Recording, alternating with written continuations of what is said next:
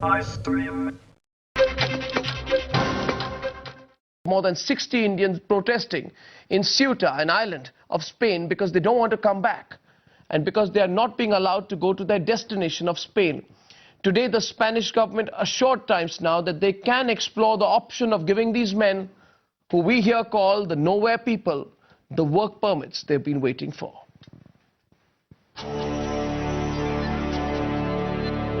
Barely 24 hours after Times Now showed you the plight of the nowhere people.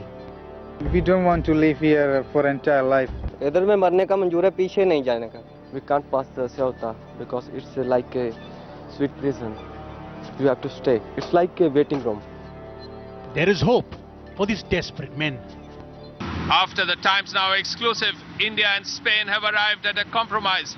Now the Indian illegals living in Ceuta will be allowed to live in Spain. They will be given work certificates and resident permits only if they provide verification from the state governments in India. The compromise essentially means work permit will be given, provided the men are able to prove that they have no criminal records.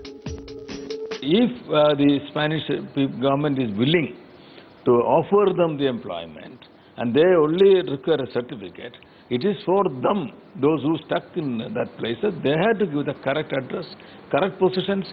Definitely the government of India will help them to get the certificate if they are giving the correct details. The immorality they feel of their situation, they all think that if the Spanish authorities wanted them to leave, they should have done it within the first 3 to 6 months of them having been in Ceuta. 3 years on, they almost feel that they have a right to be in Spain, or to have a chance to live in Spain. They speak the language, they're very familiar with the culture in a sense, and I think those two emotions are the strongest ones that I certainly picked up in the time that I've spent with them.